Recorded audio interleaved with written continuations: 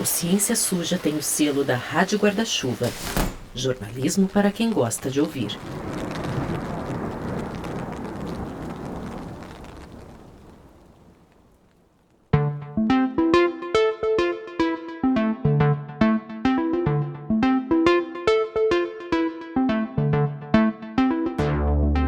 No dia 10 de março de 2021, praticamente um ano depois da Organização Mundial da Saúde declarar o início da pandemia de Covid, o centro Samel Health Tech, em Manaus, sediou uma coletiva de imprensa para anunciar os resultados de uma pesquisa que seria um, abre aspas, divisor de águas no tratamento da doença. É isso mesmo. De maneira nada despretensiosa, os médicos, pesquisadores e executivos reunidos ali estavam anunciando dados bombásticos para uma substância praticamente desconhecida, a proxalutamida, ou proxa para os mais íntimos. Mortalidade. Quem tomou placebo, depois de 14 dias de tratamento, 47,6% de mortes, 141 mortes de 296. Da proxalutamida, 3,7% de mortes, foram 12 mortes em 294. Uma redução aí de 92,2% na mortalidade no grupo estudado. 92,2%. Não era pouca coisa falar de uma redução de mortalidade dessa magnitude, ainda mais em março de 2021, pouco tempo depois de uma das maiores tragédias provocadas pela pandemia em Manaus. Se você observar bem o que acontece em Manaus na primeira onda, é algo muito grave, né? É uma das piores experiências epidêmicas do planeta, mas nada parecido com o que aconteceu em janeiro de 2021, no pico da segunda onda em Manaus. E a segunda onda chegou ainda pior. Depois de o oxigênio acabar nos hospitais, comovendo e chocando o mundo, os estoques continuam escassos. Chegando lá, me deparei com uma guerra mesmo.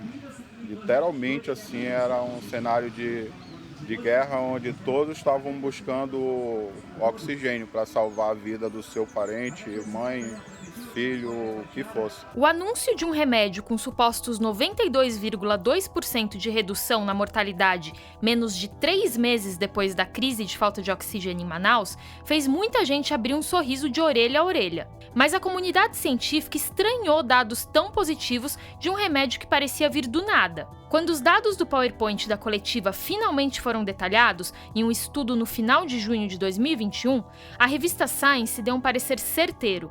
Tava bom demais para ser verdade. Além de falhas primárias e decisões suspeitas, o artigo mostrava que tinha morrido gente pra caramba no grupo placebo. E esse é o grupo que recebeu o remédio de mentirinha para servir de comparação com a proxa. Então a primeira coisa que nos chamou a atenção foi isso. Como é que morre 200 pessoas numa pesquisa? Eu estou há quase 9 anos na coordenação da colônia e nunca vi nada parecido. Para ter uma ideia, a pesquisa que eu já vi com mais óbitos teve 20 e poucos óbitos.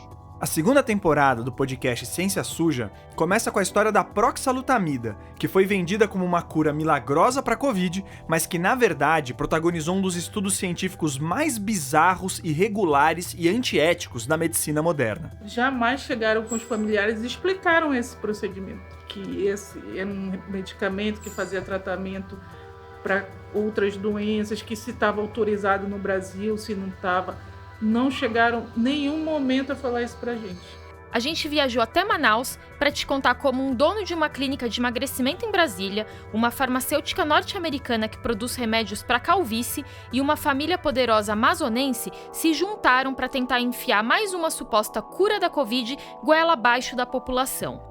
Eu sou o Theo Ruprest. Eu sou a Thaís Manarini e estamos de volta com Ciência Suja, o podcast que mostra que em crimes contra a ciência, as vítimas somos todos nós.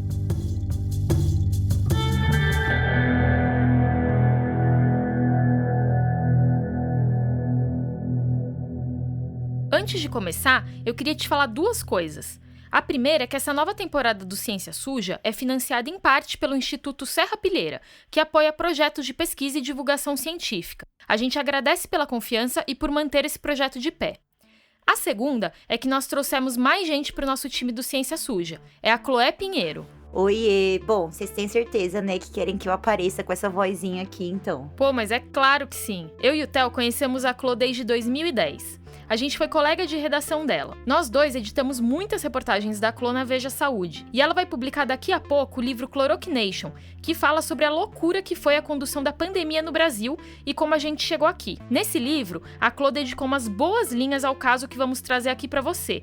Então não deixa de comprar e fortalecer o jornalismo independente. Vai sair em setembro, viu? É isso aí, ajudem essa jornalista falida a continuar perdendo um pouquinho mais da saúde mental com essas histórias terríveis do Brasil.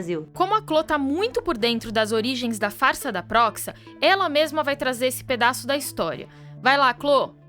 Então, esse aí é um rolê tão aleatório que eu até demorei um pouco pra entender de onde ele veio. Cheguei a receber uns releases sobre o assunto, falando dessa redução de mortalidade, super exagerada. Eu pensei, só mais um remédio ineficaz que estão promovendo. Aí eu comecei a pesquisar e vi que era um buraco sem fundo, e na verdade essa história era um caso bem cabeludo. E ela já começa bem esquisita com a tal da teoria anti-androgênica. Isso que a gente está assistindo é algo inédito em relação ao novo capítulo em medicina de anti-androgênicos e doenças infecciosas. Esse que vocês ouviram aí na sonora é o Ricardo Zimmermann, um infectologista gaúcho parceiro do Flávio Cadejani. E o Cadejani é um endocrinologista de Brasília que até então estava focado em emagrecimento e ganho de massa muscular. Depois de participar daquele estudo irregular em Manaus com a Proxa, o Zimmermann voltou para Porto Alegre para distribuir o remédio clandestinamente por lá. Mas isso a gente vai contar mais pra frente. Continua com a sua teoria aí, Clô. Então, esses dois que a gente vai chamar de Proxa Boys, desde o começo da pandemia já postavam as fichas deles no uso off-label de medicamentos, que é aquele que acontece fora da bula, da indicação original. O Zimmermann era mais focado em cloroquina, ivermectina, esse pacote que a gente já conhece do tratamento precoce. O Cadejani era um pouco mais messiânico, arrojado. Ele queria ter a cura moderna e inovadora para chamar de sua. E aí ele logo embarcou nessa tal teoria anti-androgênica. O Cadejani é o cara da Proxa no Brasil. E é com a ajuda dele mesmo que a gente vai começar a contar a história dessa tal teoria anti-androgênica. Aqui a gente vai ouvir um trechinho de uma aula que ele deu no YouTube. A história começou quando se viu que os homens eles eram muito mais afetados de forma muito mais grave, com maior mortalidade do que as mulheres. Realmente, os homens morrem mais de Covid do que as mulheres. Só que o Cadejani começou a achar que isso tinha a ver com os hormônios masculinos, ele e um outro pessoal. Esses hormônios são chamados de hormônios andrógenos.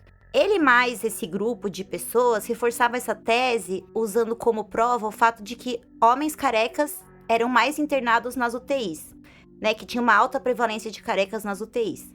E, em alguns casos, a calvície está associada com uma maior sensibilidade aos hormônios masculinos. Então, Cadejani pensou, os carecas são suscetíveis às formas mais graves de Covid e isso tem a ver com os hormônios masculinos. Só que não era bem assim. Eu e os meus colegas, a gente dava risada, assim, porque para nós, era claro que isso era um fator de confusão. Essa voz que você ouviu aí é da Ana Carolina Peçanha. Ela é pneumologista e intensivista do Hospital das Clínicas de Porto Alegre. Nesse hospital, ela também faz parte do comitê que avalia tecnologias em saúde para incorporação no hospital. Ela foi uma das primeiras cientistas a suspeitar dessa história tão milagrosa da Proxa. E foi assim que a gente se conheceu. Ela virou minha fonte e a partir daí começamos a cavar essa história.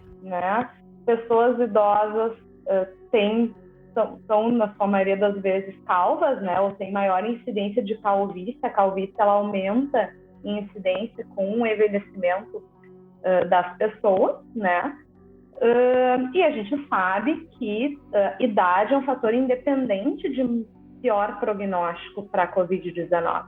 Então o problema não eram os hormônios e sim a idade do pessoal, que favorecia tanto a calvície como as formas graves de Covid. É isso, né, Clô? É isso aí. E aí a Ana, pra gente entender melhor essa história, usou uma história um pouco mais antiga, da época que os pesquisadores começaram a entender o elo entre cigarro e câncer de pulmão. Mas lá na década de 50, em 1950, a gente tinha falas de cientistas dizendo que a presença do isqueiro no bolso da camisa causava o câncer de pulmão, E naquela época fazia muito sentido, Bolso da camisa, tórax, pulmão, enfim. E assim, inclusive, teve editorial em revista científica respeitada defendendo essa ideia. Mas o isqueiro na camisa era só o que os cientistas chamam de fator de confusão. Ou seja, se você anda com isqueiro no bolso da camisa, é porque você fuma e o cigarro sim que causa o câncer de pulmão. Então o que a Ana me disse foi que, assim, olhando grosseiramente para as populações, parece mesmo que os homens morrem mais de Covid do que as mulheres, mas que isso pode ser mais um fator de confusão do que outra coisa. Isso muito provavelmente era um marcador de comorbidade. E, por exemplo, os homens, eles falecem mais de problemas cardiovasculares, eles são mais vítimas de problemas cardiovasculares, porque, em geral, tem mais associação com um mau estilo de vida, com sedentarismo. Isso já é claro na literatura, que ser do sexo masculino também é um marcador não só biológico, mas principalmente comportamental. E fora que a diferença nem é tão gritante assim. A OMS fala em 60% de mortes em homens e 40% de mortes por Covid, né, em mulheres. E essa diferença vai aumentando conforme a idade, ou seja, quando você é jovem e saudável, sexo não faz tanta diferença no seu risco de morte. Mas, mesmo sem considerar que isso pudesse ser um fator de confusão, o pessoal resolveu investir nessa história. Na verdade, uma empresa em específico, que é a Applied Biology. É uma clínica norte-americana que sempre trabalhou com tratamento de calvície, tentando descobrir novas terapias para queda de cabelo. Então, assim, eles estavam muito interessados em vender a teoria antiandrogênica. Em março de 2020, antes de qualquer estudo em humanos, os caras já registraram um pedido de patente nos Estados Unidos para que toda e qualquer terapia para Covid que envolvesse modular os hormônios androgênicos fosse considerada propriedade deles. Um mês depois, o pesquisador-chefe da Applied, o norte-americano Andy Gorin, publicou um artigo dizendo que os hormônios masculinos poderiam intensificar o ataque do coronavírus ao organismo.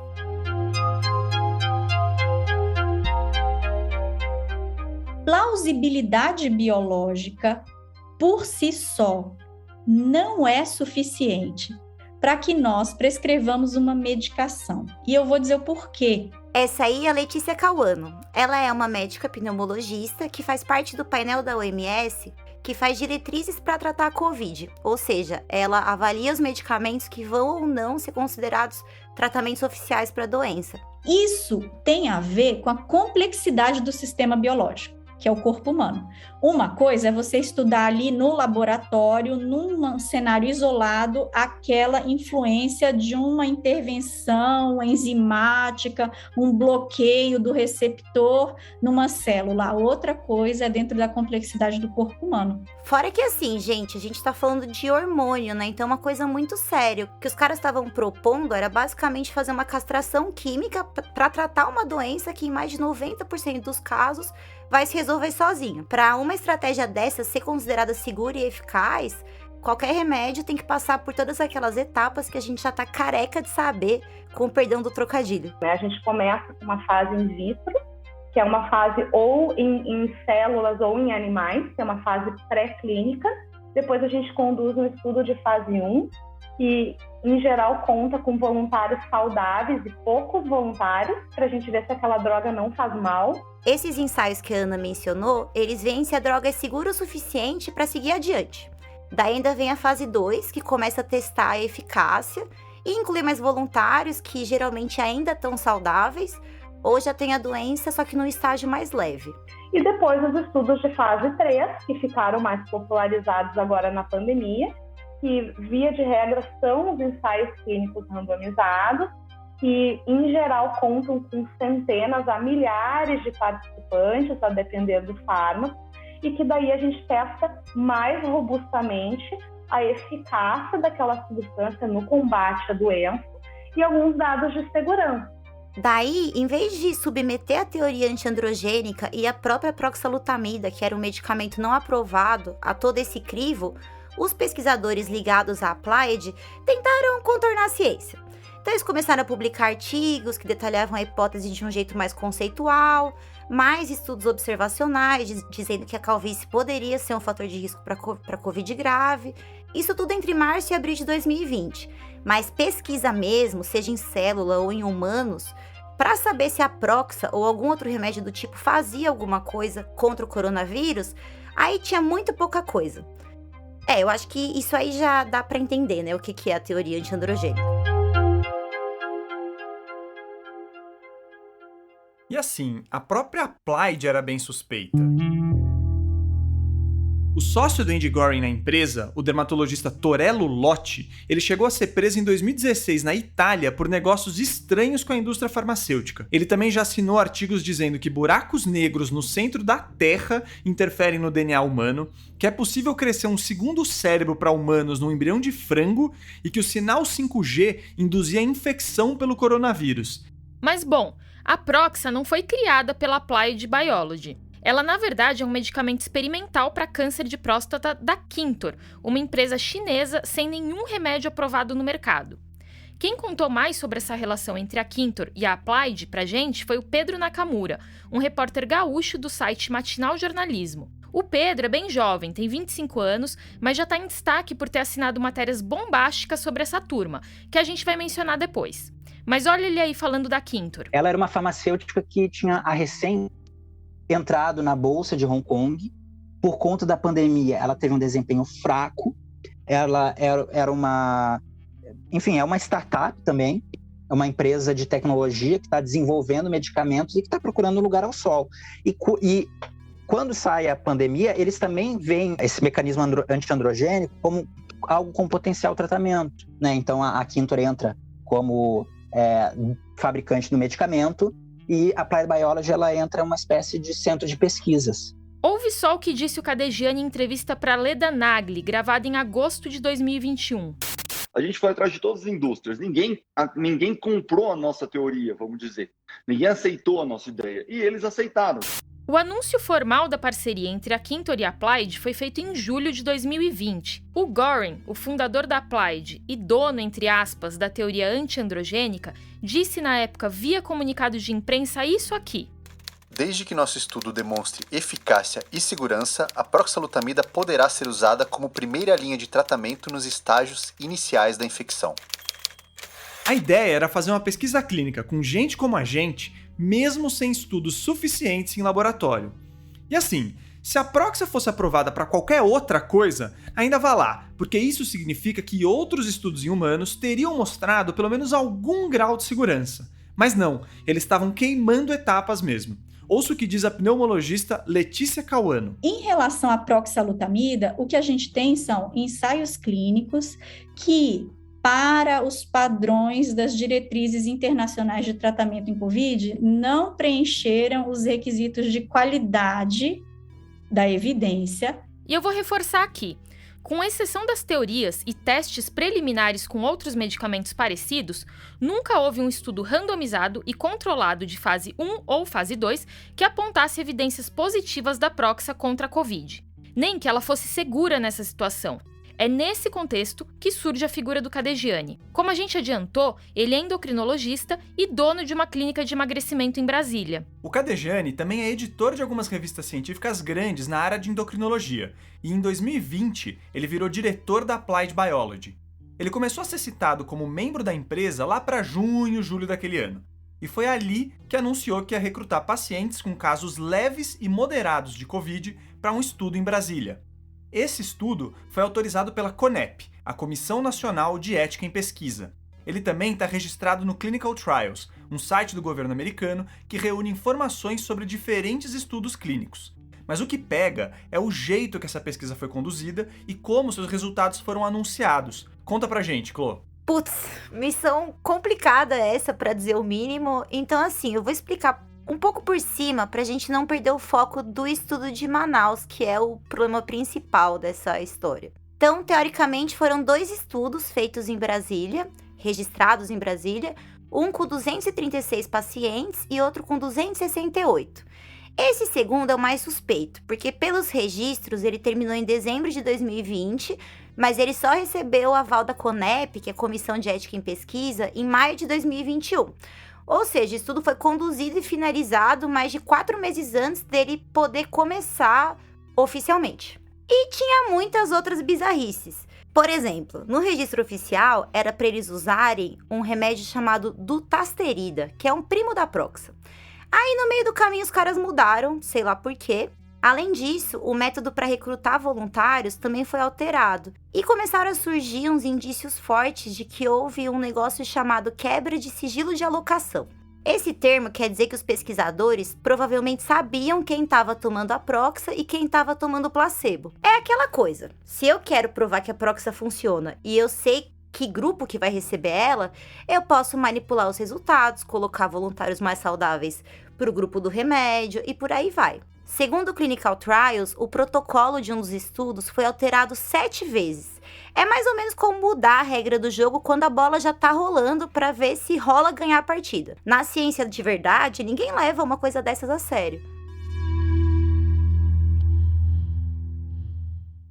Enfim, é bastante coisa errada mesmo. Para quem quiser saber mais sobre o assunto, a gente recomenda o texto Integridade em Pesquisa Clínica, o caso da proxalutamida, que está na revista Questão de Ciência, do IQC, que é um dos parceiros do Ciência Suja nessa temporada. O link para o artigo está na descrição do episódio. Bom, esses 2 estudos aí indicavam uma redução de hospitalização por Covid de 90% com a Proxa. Os dados foram distribuídos em pelo menos 4 artigos que começaram a sair em fevereiro de 2021, exatamente quando esse remédio passou a ganhar projeção nacional. Aliás, mais recentemente, o principal artigo desses aí foi retratado pelo periódico científico Frontiers. É como se eles despublicassem o estudo por infrações graves. O texto da retratação diz isso aqui.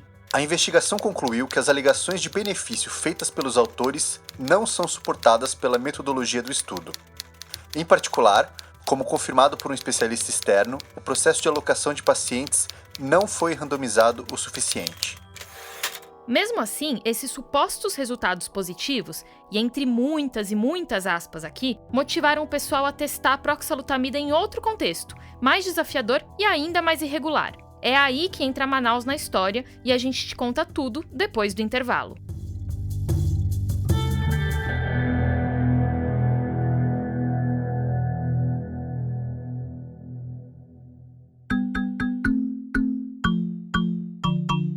Pessoal, o Ciência Suja é um projeto que não teria saído do papel sem a ajuda do Instituto Serra Pilheira. E nessa segunda temporada, eles estão de novo com a gente. Para conhecer outros projetos de divulgação científica apoiados por eles, acesse o site serrapilheira.org e siga os perfis deles nas redes sociais. Falando em redes sociais, o Ciência Suja está no Twitter, no Instagram, no Facebook e no YouTube. E nas principais plataformas de podcast, é claro. Entre os episódios regulares, nós vamos ter mesa-casts mais ou menos como aqueles que nós fizemos na intertemporada. Eles vão debater como a ciência é feita no Brasil, com destaque para umas sujeirinhas que andam passando por aí. Esses mesa-casts são uma parceria entre o Ciência Suja e o Instituto Questão de Ciência. Então fica de olho que quinta que vem a gente estreia esse projeto. E a gente tá cheio de novidade. Eu não sei se você reparou no comecinho do episódio nessa vinheta aqui. O Ciência Suja tem o selo da Rádio Guarda-Chuva. Jornalismo para quem gosta de ouvir. Pois é, agora o Ciência Suja está dentro da Rádio Guarda-Chuva. A Rádio Guarda-Chuva é a primeira rede de podcasts jornalísticos do Brasil. Entre os podcasts recorrentes estão o Põe na Estante, que é um clube do livro em podcasts, o Finitude, que fala de temas ligados a cuidados paliativos, morte e luto, a Rádio Escafandro, que faz mergulhos profundos em grandes reportagens quinzenais, o Afluente, que traz pautas amazônicas ou temas nacionais cobertos a partir da perspectiva da Amazônia, o Vida de Jornalista, que nos guia pelos bastidores da profissão e das grandes coberturas, o Dissidentes, sobre diversidade sexual e de gênero, o Pauta Pública, que é um podcast da agência pública com entrevistas e extensões das reportagens investigativas feitas pela agência. E nesse cardápio tem também podcasts que são séries, e aí a gente recomenda que você entre em radioguardachuva.com para ver esses e outros detalhes.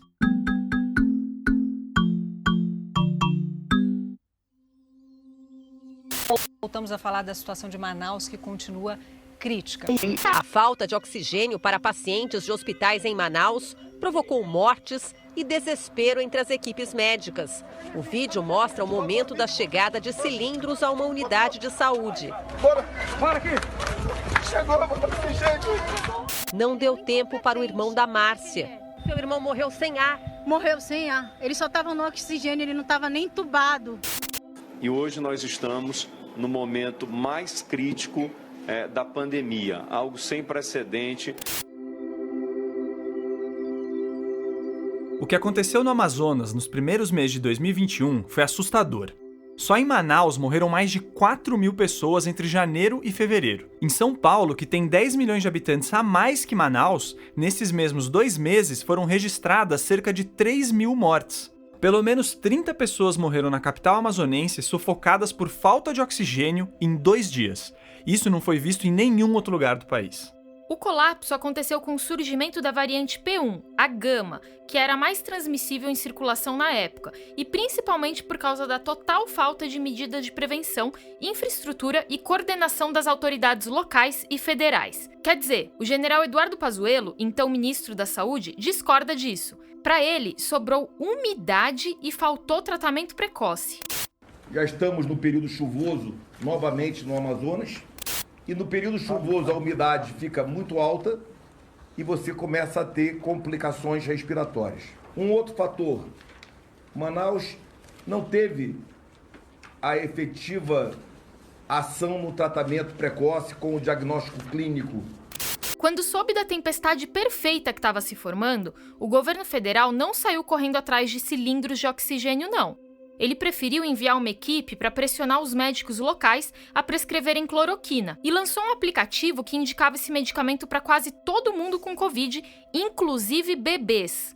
E vale dizer que a ideia do Tratikov, esse aplicativo, partiu de um estudo assinado pelo Cadegiani. Foi uma tragédia anunciada. Quando a Organização Mundial de Saúde declara o estado de pandemia, o Amazonas tinha menos de 30 leitos de UTI especializados para doença respiratória aguda grave. Ou seja, você tem uma população de quase 4,5 milhões de habitantes com apenas 30 leitos. E foi o que aconteceu. Você tinha uma falta de infraestrutura hospitalar que somou à negligência sanitária das autoridades, que somou a uma narrativa, né, que existia à época e ainda sobrevive até hoje, né, de que o SARS-CoV não tinha essa capacidade toda de gerar tantos problemas sanitários, tantos problemas econômicos. Esse aí é o Gésen Orellana, um epidemiologista da Fiocruz Amazônia. Nós conversamos com ele na nossa passagem por Manaus. Quer dizer, nós não, o Pedrão aqui do Ciência Suja, que foi até lá em maio.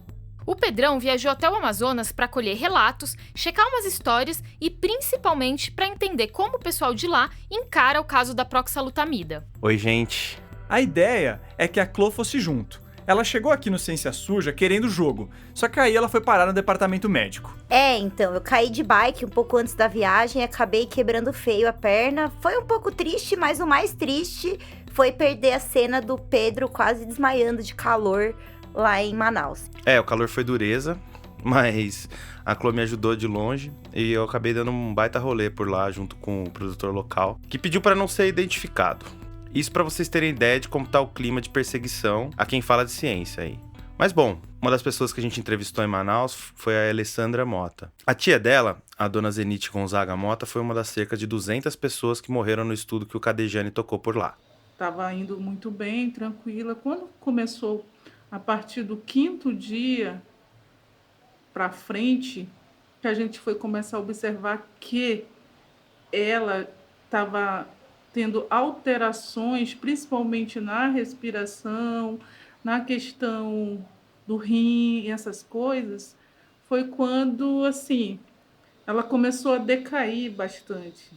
Se alimentava, começou a ter dificuldade para se alimentar, começou a ter dificuldade para se levantar da cama, ficava muito cansada. A Alessandra acha que a tia dela morreu por causa da proxa. E a gente já chega nessa hipótese. Mas uma parte aqui. Foi naquele cenário de guerra que o Gésen descreveu agora há pouco que o estudo The Proxa Rescue Androkov Trial desembarcou no Amazonas. Ele foi aprovado pela CONEP em janeiro, mas originalmente com um protocolo para incluir 294 pacientes com casos moderados de Covid em Brasília. Só que o Cadegiani não quis nem saber e usou essa autorização para recrutar 645 voluntários no Amazonas, boa parte deles já em estado grave. Ou seja, eram mais que o dobro de participantes em um outro estado e com uma condição clínica diferente. Esse tipo de coisa afeta a qualidade do estudo e dificulta a fiscalização por parte das autoridades. Mas mesmo assim, só no final de abril, o Cadegiani resolveu perguntar para a CONEP se poderia fazer essas modificações. A comissão negou os pedidos, mas aí já era tarde. Como a gente falou lá no início do episódio, os resultados desse trabalho foram divulgados ao público no início de março, quase 2 meses antes de a Conep se manifestar. Mas voltando ao relato da Alessandra. Ela contou que a dona Zenite morava em Itacoatiara, no interior do estado do Amazonas, e ficou mais de 1 mês internada no Hospital Regional José Mendes, que fica lá. As pessoas que se sentem vitimadas, os familiares, com relação ao que aconteceu lá em Itacoatiara, ainda com muita dificuldade de conscientizar as pessoas do que ocorreu lá, porque as pessoas, ainda por ser uma cidade pequena, ainda ficam muito receiosas em falar alguma coisa. Mas lá no fundo eles sabem o que aconteceu lá. Porque tem isso também. A pesquisa não ficou restrita a Manaus. O Andy Goren, da Applied Biology, e o Kadejane fizeram uma excursão pelo interior do Amazonas para promover a proxalutamida em diferentes cidades. Eles eram recebidos com pompa e circunstância pelas prefeituras. Esses anúncios em praça pública chamaram a atenção da população. E eles eram propagados também pela Samel, que é uma operadora de planos de saúde amazonense com rede própria de hospitais. O grupo foi parceiro do Kadejane e da Applied nesse estudo, como está documentado em diversas matérias e nas próprias redes sociais deles. Eu sou Luiz Alberto Nicolau, presidente do Grupo Samel, e eu estou aqui ao meu lado com o Dr. Andy Groven, que é pesquisador da Applied da Califórnia, o Dr. Flávio, que é médico, ambos médicos, pesquisador de Brasília, e nós estamos agora aqui na Samel testando uma nova droga que tem dado resultados muito promissores. Para ter ideia, a proxalutamida ficou conhecida no Amazonas como remédio da Samel. Segundo a Alessandra e o Dr. Michael Correia do Nascimento, responsável por conduzir o estudo no hospital de Itacoatiara, houve um dia de treinamento da Samel no hospital e, depois, a equipe começou a oferecer o tratamento. E os pacientes estavam numa situação desesperadora, como conta a Alessandra. Todo dia morria gente, todo dia morria gente. Na ala que a minha tia estava, todos eles morreram. Todos eles morreram. As pessoas falam assim, Alessandra, todos eles morreram. E nós vimos cada um morrer. Eu estava lá, eu vi. Cada um morreu. Tem mais. A gente sabia que era da Samel, olha, tem que dar o remédio. Toma. Você chegou a dar para ela? Sim, a gente dava. Todo mundo na enfermaria dava. As pessoas que estavam internadas, todo mundo. Parentes também. Os próprios parentes davam, levavam lá na bandejinha, sem identificação nenhuma. Essa aqui é remédio da Samel. Não existe no mundo um protocolo de pesquisa séria onde remédios são distribuídos pelos próprios familiares dos participantes. A Alessandra chegou a dizer que a prima dela, a filha da dona Zenite, se sentiu culpada por ter dado remédio à mãe. Sim, ela se sentiu culpada mesmo, porque ela falou, se eu soubesse que aquilo era para matar minha mãe, foi um processo difícil a gente convencer ela de que ela não tinha participação nenhuma naquilo, que ela se sentiu extremamente culpada. A dona Zenite foi transferida para Manaus depois que seu quadro de saúde piorou. Ela morreu no dia 13 de março de 2021, 2 dias depois da coletiva com a divulgação dos resultados super positivos, bem entre aspas, da proxalutamida. A Alessandra contou que os pesquisadores nem foram atrás da dona Zenite para ver o que tinha acontecido com ela. Quando começaram a sair reportagens denunciando outra charlatanice, a da inalação de hidroxicloroquina contra a Covid, os familiares da dona Zenite foram atrás do prontuário dela para checar se alguém tinha receitado essa maluquice para ela. E sim, no documento está escrito que a dona Zenite recebeu essa nebulização junto com a Proxa. Do ponto de vista de uma pesquisa duplo cego randomizada, aqui a gente tem 2 problemas graves, como comenta Jorge Venâncio, que foi coordenador da Conep no ano passado. Primeiro, tinha uma prescrição aberta de proxalutamida. O termo duplo cego desse tipo de pesquisa significa justamente que nem o médico e nem o paciente podem saber o que foi dado, o remédio ou o placebo. Mas se estava escrito no prontuário que a Proxa foi administrada, esse cegamento claramente não aconteceu, o que interfere nos resultados. E segunda coisa, também nesse mesmo prontuário, existe uma prescrição de inalação de hidroxicloroquina, que não fazia parte da pesquisa, não existia nenhuma previsão de aplicação de hidroxicloroquina inalada nos participantes da pesquisa, E é uma coisa que o próprio Conselho Federal de Medicina só aceita em ambiente de pesquisa, não aceita como terapia normal.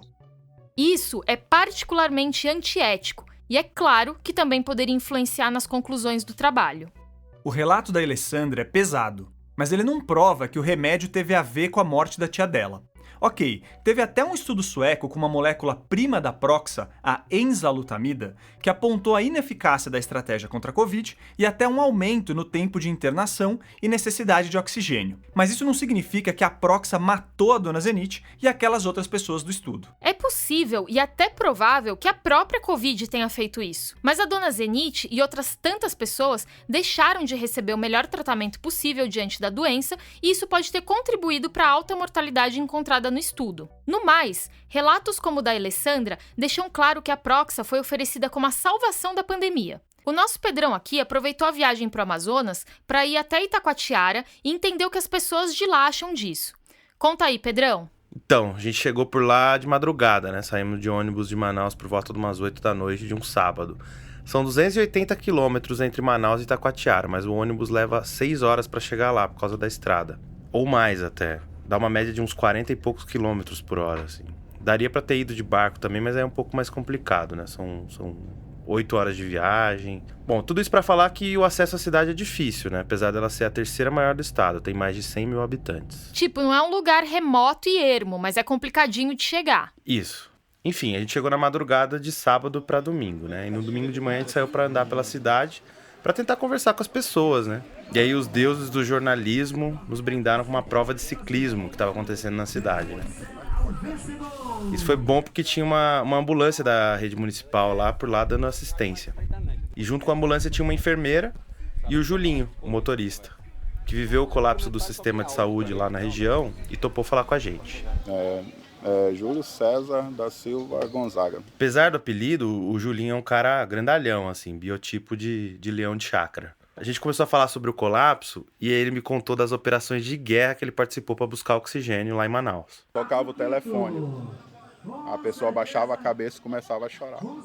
Porque aquela pessoa que estava precisando do oxigênio já tinha chegado a notícia que tinha ido a óbito. Acabou. Aí era o desespero. O Julinho acabou pegando a Covid, chegou a ficar internado e eu perguntei para ele. Você chegou a tomar um medicamento que estavam fazendo estudo, que era pessoal da Samel? Tomei. Tomou?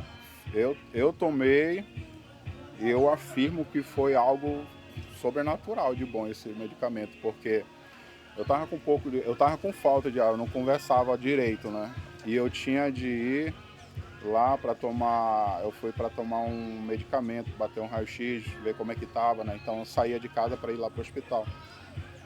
Aí os meus colegas falaram, Júlio, tem um remédio aqui que é muito bom que o pessoal estão tomando, cara. Qual é esse pessoal do Samuel? Aí e tal, tudinho. Eu cheguei a conversar com o médico. Aí ele disse... É importante dizer que relatos assim, coletados sem nenhuma metodologia, dizem muito pouco para a ciência. O Julinho pode ter se enganado, pode estar exagerando, ou a doença pode simplesmente ter melhorado sozinha. O importante mesmo pra gente é que ele, pelo visto, sabia que estava tomando a proxalutamida. E, de novo, se ele estivesse participando do estudo, ele não deveria saber disso. E se não era voluntário no estudo, então não poderia receber um remédio sem aprovação oficial para essa finalidade. Assim, em relação a mentira, pra mim o que vale a verdade, né? Se não valesse, se não fosse mesmo isso, aí eu ia falar, não, eu acho que eu tomei a farinha, então esse remédio não funcionou mesmo, não. Você acha que você tomou Eu tomei o real mesmo, assim, sabe? A gente tava muito de olho nisso daí, né? Certo. No dia seguinte da viagem para Itacoatiara, eu consegui falar com o Dr. Michael, que coordenou o estudo por lá. A gente ficou de plantão lá no hospital por algumas horinhas e, para nossa surpresa, ele foi até que bastante receptivo. Dr. Michael? Tudo bem? Meu nome é Pedro. Beleza, Pedro? Estou fazendo uma reportagem sobre o teste que vocês fizeram aqui sobre a proxalutamida. Você toparia conversar 15 minutinhos comigo? 15 não, 5. Posso São sim. 5 perguntinhas. Você vem de onde? Eu sou de São Paulo, estou com um companheiro aí que é de Manaus. E aí esses 15 minutinhos, que eram 5, viraram 45, né, Pedrão? A gente entrou lá, o hospital é bem pequeno, já chama a atenção que bem na entrada, do outro lado da rua, tem pintado numa parede ali umas uns grafites ali em homenagem aos profissionais de saúde, às vítimas ali, já é um clima bem pesado. A sala que a gente conversou com o Dr. Michael era estreita, assim, apertada, como se fosse uma antessala. E do lado tinha uns leitos já, uns enfermeiros atendendo pacientes, né? Deu um pouco de aflição ali, imaginar que aquilo ali, no auge da pandemia, com centenas de pacientes no colapso, né? Querer aplicar, já que eu estava com uma taxa de mortalidade muito grande, eu estava assinando 14 óbitos por dia. Isso era a minha rotina, entendeu? Então eu estava naquela situação, meu Deus, a gente precisa fazer alguma coisa para virar esse jogo aí. O Michael me disse ali que o estudo foi feito obedecendo todos os critérios e princípios, né? Tudo certinho. E eu não duvido da boa vontade dos profissionais de saúde que estavam ali na ponta, como o próprio Michael. Mas é bom lembrar que o lado suspeito da história não estava na ponta, né? Estava nas cabeças do estudo.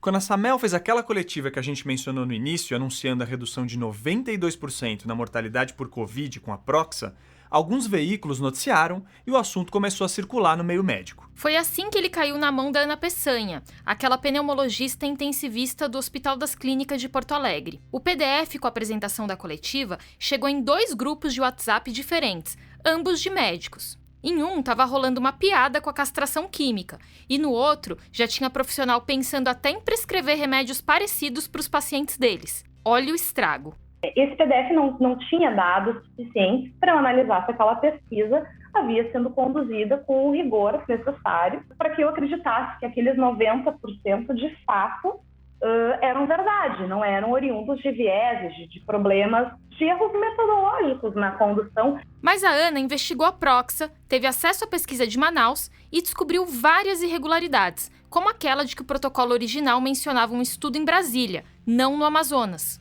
Aí, ela fez um fio no Twitter que viralizou. E em 9 de abril, a história ganhou projeção nacional quando o jornal O Globo tocou no assunto pela primeira vez após os bolsonaros terem comemorado o resultado da coletiva. A manchete no jornal dizia o seguinte: estudo da nova cloroquina de Bolsonaro tem indícios de fraude e falhas graves. Como a gente já adiantou, a principal falha ética do trabalho foi não ter interrompido o estudo quando as mortes começaram a se acumular rapidamente. De novo, cerca de 200 pessoas morreram e o Cadejane seguiu com os recrutamentos. Ele não poderia assistir 200 mortes passivamente, sem proteger as pessoas, ainda mais se ele estava avaliando que a substância tinha um efeito altamente positivo, segundo ele. Num estudo sério, se os pacientes começam a morrer, um comitê de segurança externo e independente ordena um pare as máquinas para entender o que está acontecendo. Porque ou o remédio é muito bom, e nesse caso deve ser dado a todos, ou o remédio está matando os voluntários, e isso precisa parar imediatamente. Só que o comitê de segurança desse trabalho era uma médica da própria Applied Biology. Aí já viu, né? O próprio Cadejane confirma que escolheu continuar o estudo. Ouve aí. Então nós temos essa primeira contradição. Eu tenho que chegar no número, porque se eu não chegar no número vão dizer que está underpowered, o estudo está com ele está com uma força insuficiente. E a segunda grande contradição, eu tenho que parar o estudo porque eu estou dando eu tenho que parar o estudo porque eu não posso continuar dando placebo. Só que quando eu paro o estudo eu não posso dar a droga porque ela não é aprovada. A Conep começou a investigar o caso em abril de 2021 e pediu um monte de explicações que o Cadejane não forneceu. Primeiro, como o Cadejane sabia que as mortes estavam acontecendo no grupo placebo, como ele mesmo afirmou algumas vezes? Uma das perguntas que a gente fez a ele foi o seguinte: quem decidiu a quebra do cegamento? Em que momento isso aconteceu? E não tivemos resposta para essa pergunta. Segundo, como eles garantiam que houve de fato um grupo placebo? O Jorge Venâncio explicou pra gente que parte do controle das pesquisas envolve anotar cada passo de cada comprimido, a prescrição, a dispensação na farmácia e a aplicação. Ele nos respondeu apenas que ele tinha uma tabela, e nem a tabela nos entregou. Que dirá os documentos originais respectivos a essas 3 etapas, né? Terceiro, o termo de consentimento oferecido aos pacientes foi diferente do aprovado pela Conep. Esse documento serve para informar o paciente dos riscos inerentes à participação do estudo e dos direitos que ele tem, entre eles o de sair a qualquer momento da pesquisa. Nós aprovamos um termo de consentimento com 8 páginas, esse tinha 3, só para ter uma ideia do grau de corte de tesoura que eles usaram. Segundo, todo o capítulo que fala dos direitos dos participantes foi retirado. Isso pode parecer uma mera burocracia, mas na verdade, essas regrinhas foram criadas para proteger a humanidade de casos como os experimentos nazistas.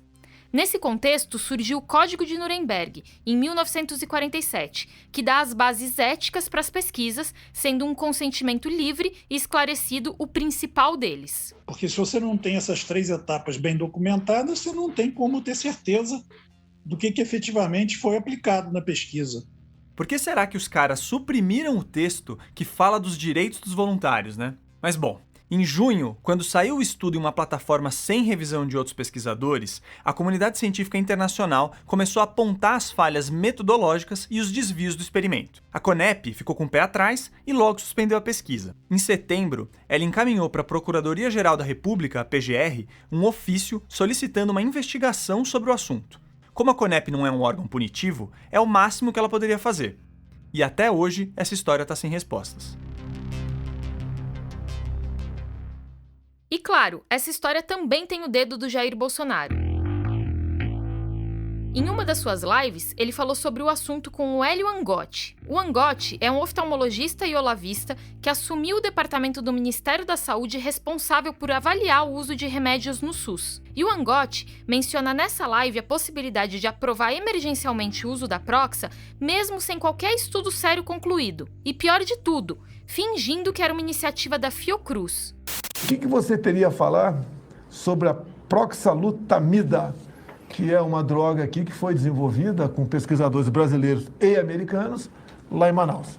E temos aí uma iniciativa da Fiocruz para levar, né, material ali para a Anvisa, para submeter os dados, né, inclusive pensar numa pesquisa ampliada, fase 3, dentro dos parâmetros rigorosos da Anvisa, com toda a sua excelência técnica, até para obter uma autorização emergencial. E o nosso objetivo é, provando todos esses dados, provando todo esse benefício, dar acesso o quanto antes à população brasileira. E daí é uma possibilidade, um possível remédio outro, né? Que brevemente estará à disposição de todos no Brasil. A gente espera e pede a Deus que dê certo. Como a gente falou, a iniciativa não era da Fiocruz, mas da própria Samel. Então agora sim, vamos nos aprofundar na Samel. Conta o que você viu lá em Manaus, Pedrão. Bom, como a gente já contou, a Samel é uma operadora de plano de saúde do estado do Amazonas, que tem sua rede hospitalar própria. No meu primeiro dia em Manaus, eu estava vendo o Jornal Nacional no hotel, e aí no intervalo eu assustei ao ver isso aqui. Além dos resultados altamente positivos e satisfatórios com as pesquisas da proxalutamida, na luta pela vida, fomos além. Samel, o cuidado que a sua saúde merece. Bom, é muito curioso que eles estejam fazendo propaganda desse estudo da Proxa no quintal deles, mas que eles tenham processado e pedido a prisão dos jornalistas Johan Zeller e da Malu Gaspar, do Globo, por associarem a marca da Samel à proxalutamida. Aliás, tomara que a gente não tome um processinho também, né? A Samel é presidida pelo Beto Nicolau, que é quem fala nesse comercial aí.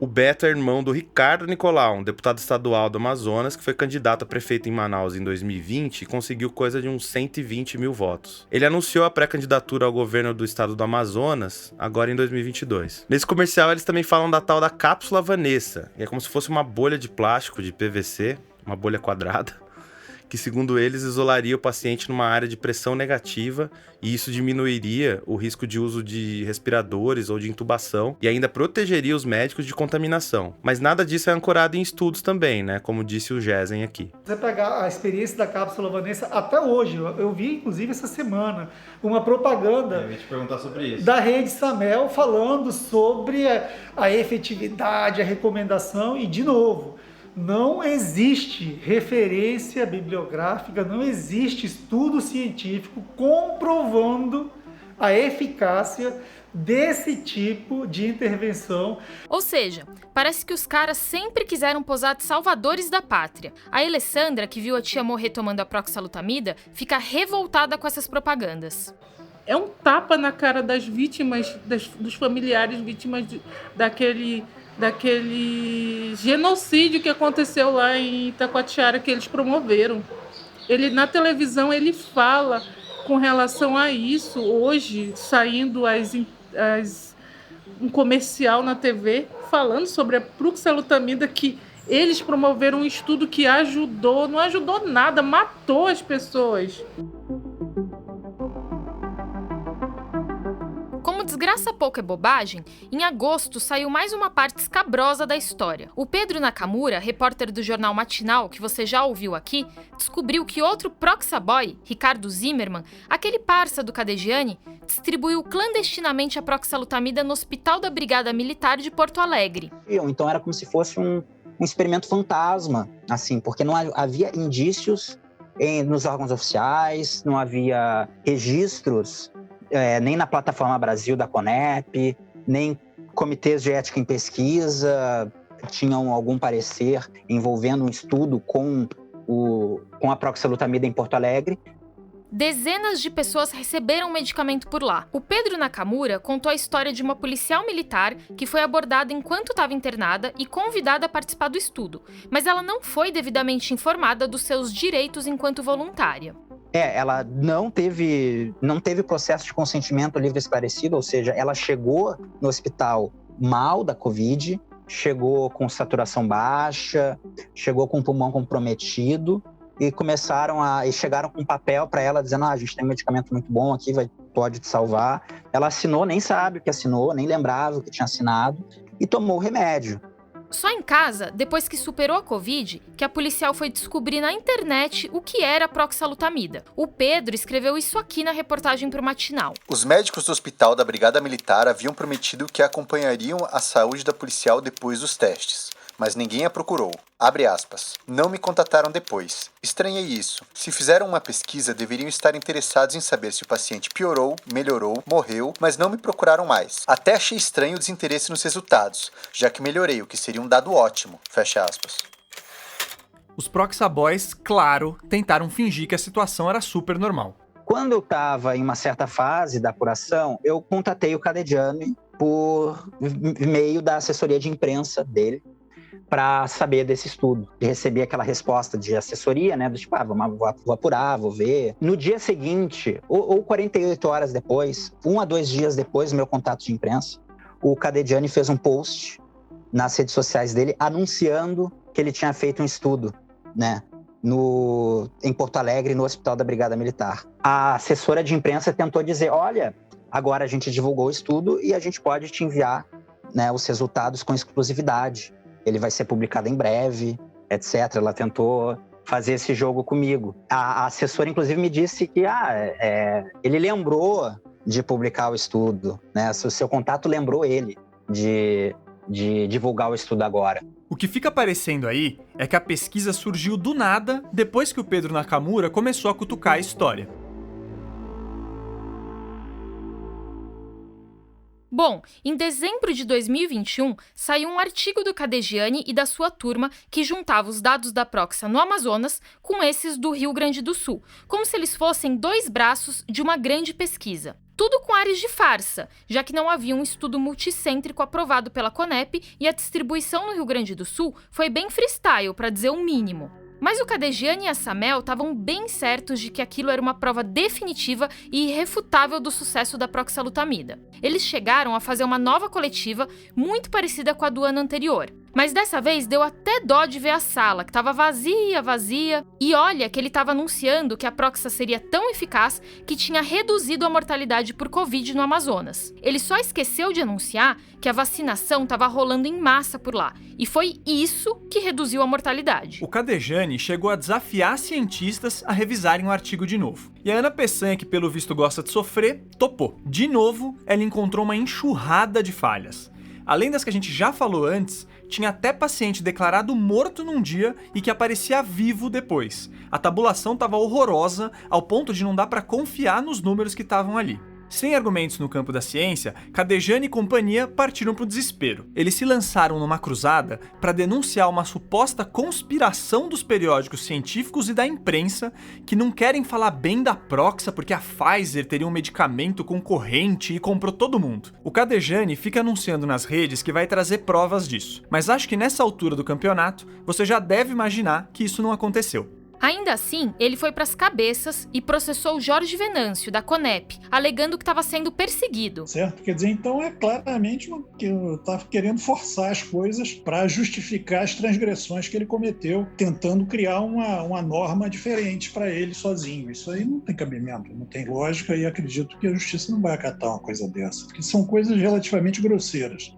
O Jorge Venâncio, inclusive, fez uma vaquinha na internet para conseguir pagar um advogado especialista na área e se proteger. Mas todo esse barulho nem adiantou de nada. A proxalutamida já foi praticamente expurgada do mundo científico e até do mundo comercial, porque sem conseguir aprovar a droga em nenhum lugar, o pessoal da Applied tem doado proxa para países pobres como Gana, que não tem uma estrutura de vigilância sanitária sólida e acesso fácil a medicamentos eficazes e a vacinas. Em fevereiro de 2022, a Anvisa proibiu de vez a proxalutamida importada pelo Cadejane pela comprovação do uso irregular. Ele já não podia importar o medicamento desde novembro de 2021, mas quase 60 mil comprimidos desembarcaram aqui antes disso. E esse é outro dado assustador. Mesmo se você considerar a salada dos estudos de Brasília, Amazonas e Rio Grande do Sul, são pouco mais de 1.000 pacientes incluídos no total. Se o tratamento com proxa envolvia 3 comprimidos por dia por 14 dias, seriam 42 mil para tratar todo esse pessoal. E aí, o que aconteceu com as outras 15 mil pílulas? Pelas contas da Ana, o montante seria o suficiente para tratar, entre aspas, 1.400 pessoas. A gente sabe que a proxa foi distribuída em pelo menos 9 cidades do Amazonas, Rio Grande do Sul e Santa Catarina. E teve até médico receitando de maneira particular, como Pedro Nakamura descobriu recentemente. Pelo andamento das investigações, é provável que a gente nunca saiba direito o que aconteceu. Desde 2021, a Anvisa está tentando rastrear onde foi parar tanta proxalutamida. As cerca de 200 mortes mal explicadas em Manaus também precisam ser esclarecidas. O MPF do Amazonas informou pra gente que iniciou sua investigação em abril de 2021. Mesmo com Cadejane, Samel e companhia colocando provas de má conduta a rodo nas redes sociais, até agora não tivemos nenhum resultado desse trabalho investigativo. Aliás, depois de o Ministério Público concluir que não havia medidas a serem tomadas no âmbito do direito coletivo, o caso foi encaminhado à área criminal. Então o processo está tramitando em sigilo. Já a nossa Procuradoria-Geral da República, que recebeu um relatório da Conep em setembro de 2021 acusando todas essas estranhezas, disse não ter nenhum registro de providências sendo tomadas por lá. Essa é a PGR do Augusto Aras. É mole? É bem possível que ninguém seja punido nessa história. O tempo tá passando, os personagens envolvidos são influentes e têm conexões com o governo federal. E aquelas 200 mortes aconteceram no norte do país. Um lugar que parece que a gente dá menos bola. Existe um elemento dessa tragédia toda envolvendo a proxalutamida, que é o contexto socioeconômico que precisa ser levado em conta. Muitos dos pacientes foram arrolados nesse estudo, nesse experimento, e estavam ali internados em hospitais de Manaus ou das cidades do entorno da capital, eram moradores de cidades muito distantes da capital do Amazonas. Então eram pacientes que precisavam inclusive usar barcos para chegar às cidades que tinham alguma estrutura hospitalar para se tratarem da Covid. É natural que eles já chegassem, inclusive, já num estado muito crítico e fizeram uso do remédio. Então, aqueles que sobreviveram ou os familiares daqueles que se foram em meio ao experimento da proxalutamida, voltaram para as suas cidades. Então, é particularmente difícil você fazer esse mapeamento das pessoas que participaram do estudo. É como se a gente tivesse uma diáspora das vítimas da proxalutamida. Você ouviu agora o Johan Zeller, repórter do Globo. Ele apurou bastante a história e ajudou a gente demais, mas não apareceu muito no episódio porque a gente teve um probleminha com a gravação e porque ele é um dos processados pela Samel.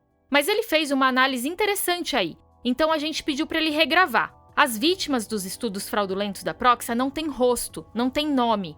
São números numa planilha possivelmente manipulada. A condução desastrada das pesquisas e a distância do eixo Rio-São Paulo fez elas desaparecerem em meio ao caos da pandemia. Ninguém está querendo condenar nada, a gente só quer esclarecimento e justiça. E que as autoridades hoje no Amazonas tenham esse compromisso com a população, de salvaguardar a população contra esse tipo de conduta, né? O estudo de Manaus com a proxalutamida pode ter sido um dos casos mais graves de violação ética em pesquisas da América Latina. E quem diz isso não sou eu, mas a Unesco. Porque nesse caso, as pessoas foram feitas de cobaias, e ser cobaia é muito diferente de ser voluntário de uma pesquisa clínica de verdade. Um voluntário tem acesso ao melhor cuidado possível, é acompanhado de perto e é informado claramente sobre o experimento. Se algo dá errado, ele tem para quem recorrer. E o remédio em testes que esse voluntário vai tomar, se ele não estiver no grupo placebo, já passou por várias outras provas de fogo, que minimizam principalmente os riscos. Uma cobaia, não. Uma cobaia recebe uma substância qualquer, sem nem saber direito o que está acontecendo, e arca sozinha com as consequências disso. Foi isso que aconteceu com a Proxa. Para evitar que esse tipo de história se repita, a gente precisa de instituições funcionando e de uma democracia saudável, menos suscetível a lobbies amorais e historinhas fantasiosas.